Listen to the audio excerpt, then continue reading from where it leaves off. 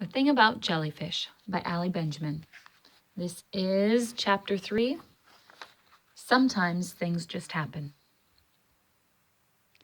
You were dead for 2 whole days before I even knew. It was afternoon, late August, the end of the long, lonely summer after 6th grade. My mom called me in from outside, and I knew something was wrong. Really, really wrong. Just by looking at her. I got scared then, thinking that maybe something had happened to my dad. But since the divorce, would it even matter to my mom if he got hurt? Then I thought maybe something was wrong with my brother. Zoo, Mom started. I heard the refrigerator hum. A poink poink from the shower dripping. The ticking that comes from the old clock on the mantel, whose time is always wrong unless I remember to wind it. Long streaks of sun crossed through the window like spirits through the walls. They lay down on the carpet and were still. Mom spoke evenly, her words coming out at normal speed, yet everything seemed slowed down, as if time itself had grown heavy. Or maybe like time had stopped existing altogether. Franny Jackson drowned. 3 words. They probably took only a couple of seconds to come out, but they seemed to last about half an hour. My first thought was, that's weird. Why is she using Franny's last name? I can't remember my mom ever using your last name. You were always just Franny to her. And then I realized the things she had said after she said your name.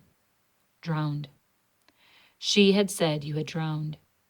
She was on vacation, Mom continued. I noticed how perfectly still she was sitting, how rigid her shoulders were. A beach vacation. Then she added, as if it would somehow help things she'd said make any sense at all. In Maryland. But of course, her words didn't make sense. There were a million reasons they didn't. They didn't make sense because it hadn't been that long since I'd seen you. And you were all alive as anyone then. Her words didn't make sense because you were always such a good swimmer, better than I was from the instant we met. They didn't make sense because the way things ended between us was not the way they were supposed to end.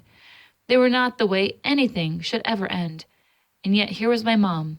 She was right in front of me, and she was saying these words. And if her words were true, if she was right about this thing she was telling me, it meant that the last glimpse I had of you, walking down the hallway on the last day of 6th grade, carrying those bags of wet clothes and crying, would be the final one I'd ever have. I stared at my mom.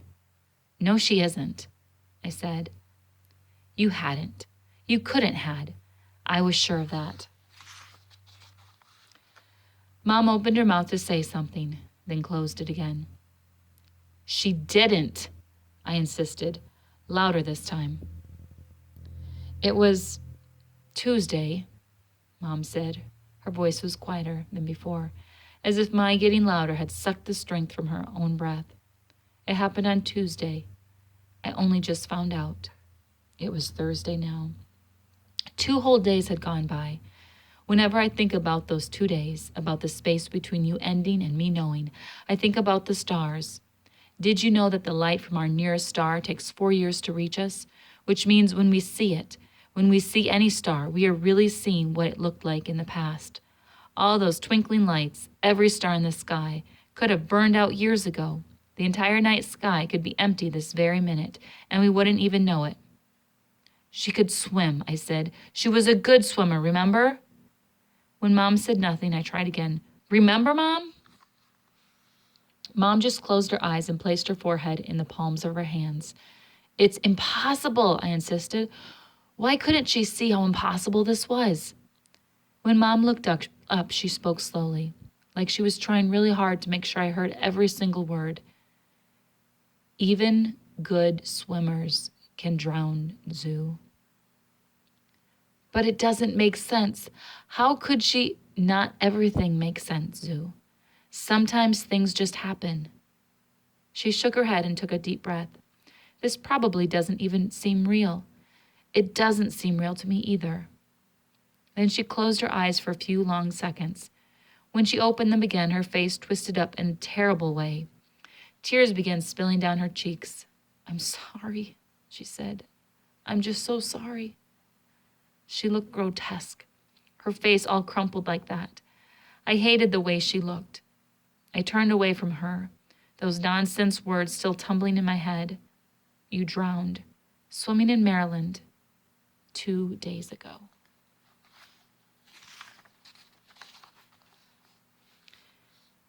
No, none of it made sense. Not then, and not later that night when the earth dipped toward the stars. Not the next morning when it rolled back around to sunlight again. It doesn't make sense that the world could roll back to sunlight again.